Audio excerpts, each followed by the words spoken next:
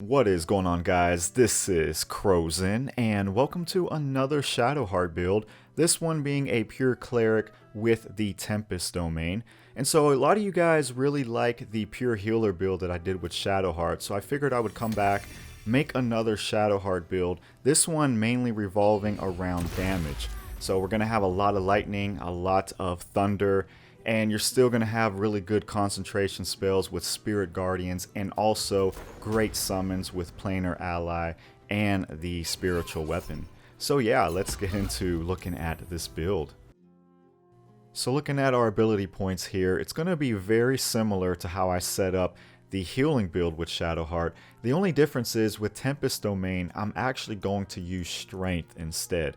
So I'm going to have 14 Strength, 10 Dex. You gotta have really high constitution because of the concentration spells, mainly Spirit Guardians and Call Lightning. And then we gotta have 17 wisdom. Intelligence and charisma aren't really gonna matter too much with Shadowheart. I don't expect you guys to be using her for a lot of dialogue options. And yeah, with strength and dexterity, you could actually go in either one. So if you guys looked at my healing build, I had 14 dexterity and 10 strength. So with this one, I just swapped it around. So for the cantrips, you gotta have guidance. Guidance is gonna be her most important cantrip out of combat. And then I just go for Blade Ward and Sacred Flame. Really none of these are going to be as important as guidance. And then yeah, Tempest Domain, so we could do some really good thunder and lightning damage. At level 4, you get your first big upgrade for Shadow, and you get to select your first feat. We are going to select ability improvements, and we are going to go 1 in Constitution and 1 in Wisdom, and then we are going to select the Light cantrip. Then at level 8, we get to select our second feat, and what I like to do for this one is I use Resilient, and I go for Constitution, because this way we will bump up our Constitution to 18. Another good option, if you don't want to level up Constitution and you leave it at 16, you could actually go for Warcaster, but I find that Resilient is better in my opinion. So I like to go Resilient and Constitution, and that is how I go for a feat at level 8. At level 10, you get a minor upgrade with an extra cantrip. I just put this in Resistance and call it a day. Finally, at level 12, we get to choose our third feat, and for this one, I go right back into ability improvements, and we cap out our wisdom at 20. The next step is to set up our spells. So for level 1 spells, we have Healing Word, Inflict Wounds, Shield of Faith, Bane, Create or Destroy Water, Bless, Cure Wounds, and Guiding Bolt. Guiding Bolt and Inflict Wounds will probably be your main damaging spells early on until you unlock some of these lightning and thunder spells that you get with some of the later levels.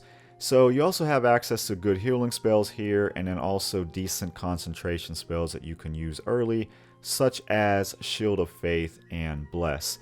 So level 2 spells, we're going to go with Prayer of Healing, Hold Person, Aid, and then a really good summon spell that you can use early on, which is Spiritual Weapon.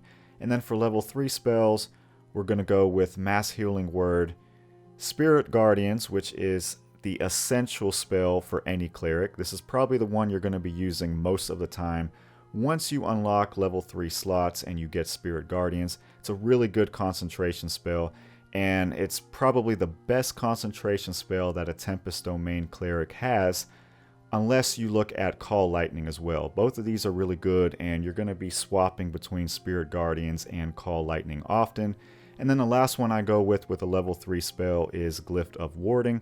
I'm going to skip level 4 here because some of these just aren't really that good. And then level 5 spells, we have Mass Cure Wounds, and then level 6, we get one of my favorite spells in the game, which is Planar Ally. You could summon an entity. If you guys seen my healing build with Shadowheart, you guys will know the Deva is really good. I recommend you guys to try that one out with the Deva if you haven't. And it's one of the main reasons why you have to at least bump 11 points into a cleric. This spell is worth it. The last thing to show you guys are your always prep spells here. And the more important ones that you're going to be using a lot with this build are Thunder Wave, Shatter, Call Lightning if you want to use this as a concentration spell, and then also Destructive Wave. Once you unlock this as a level 5 spell, oh, you guys are really going to enjoy Destructive Wave. It is probably one of my favorite spells in the game as well. The range on this thing is so good, and the good thing about it is that it doesn't affect your allies. It only affects enemies. So it's like a huge AoE spell that doesn't target your allies, which is really, really good. Now we're going to look at some gear setups for Shadowheart, and the main difference between this build versus my pure healer build is that we are going to be mixing and matching some medium armor with heavy armor, so we're still going to get a really good high armor class, but there are still some really good medium armor pieces. The Reviving Hands is one of them, and then also Boots of Striding. Because you can't get knocked prone when you are concentrating a spell, this just makes it to where you're going to be able to keep up that concentration spell just a little bit longer in certain situations. And then also, the Spell Slot Restoration Amulet is really good, and these are the rings that I'm using. You guys can probably find better rings though for a Tempest domain Cleric. And then also, I go for a mace and a shield. I know some people don't like to use shields with Shadowheart. I love using shields with Shadowheart, so I would recommend you guys to use a shield, but if you don't want to, that also works as well. So for the last portion of this build, I just want to showcase a basic fight for you guys, so you get a good understanding of some good spells to use for Shadow. So we start out turn 1. We start out last here just because we have low dexterity, so this is going to be probably one of the main downsides of this build. But this is a good opportunity to just get a nice AoE spell and hit most of these enemies if we can. And as you see, I already got my Deva summoned. I usually summon this as soon as I leave camp because this thing could follow you around until you rest. So it's really good to summon that outside of combat so it's already good to go for a fight. And so what we'll do here is we'll get a nice good AoE spell using Destructive Wave. And as you guys can see, it's going to target, what, 1, 2, 3, 4, 5, 6 enemies here. And it doesn't affect our allies, which is perfect. And it's one of the main reasons why I love this spell, because most AoE spells, they target your allies too. So it could be counterproductive to use something like that. But in a space like this, this is perfect. So let's go ahead and use that. And wow, that just really changed the whole outcome of this fight. So we do have a bonus action left over, and a good thing we could do here is probably just summon a spiritual weapon, and I might just summon one like right over here and end the turn.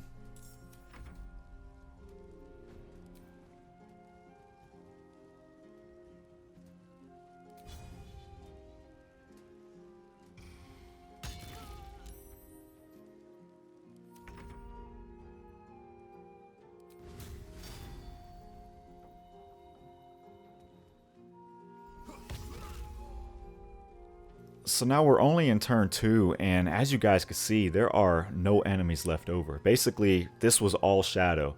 Between Shadow, her Deva, and the spiritual weapon, she basically just destroyed this fight in one turn. So at this point, your main option here is just to use your main hand attack. But I want to show you guys a really good concentration spell if you're new to the Cleric class, and that is Spirit Guardians. And you could go ahead and cast Spirit Guardians. This isn't the most practical way to use it. You don't want to use it with just one enemy, but if you have 2 or more enemies, you just want to use it, and every time they're in this circle of Spirit Guardians, they're going to get hit by this every turn. So it is probably going to be your most used concentration spell, other than if you were spamming Call Lightning every turn. So at this point, we're basically done here with this turn. A couple of my allies are a little bit low, so I could use a mass healing ward if I really wanted to. So let's go ahead and just use that and give them all Blade Ward at the same time, thanks to my gloves.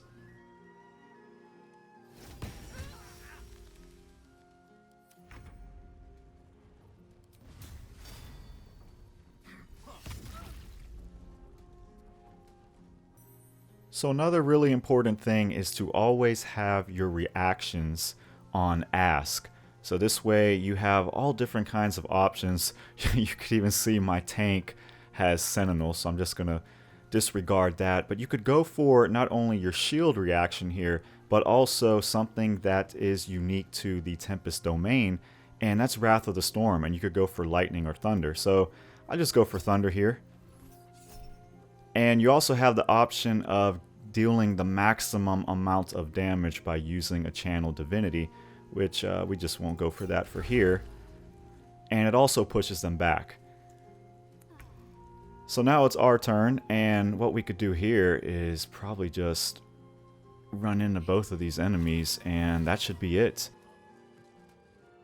So I hope you guys enjoyed this build, and if you are looking for a more offensive styled cleric for Shadowheart, then this is the build for you by going into the Tempest domain. So if you guys want to see any more builds for Baldur's Gate 3, let me know in the comments. Let me know what kind of build you want to see, and I could go about making it. I'm also trying to work on Starfield, but I still need a little bit more time on that. But yeah, I hope you guys enjoyed this, and hope to see you in the next one.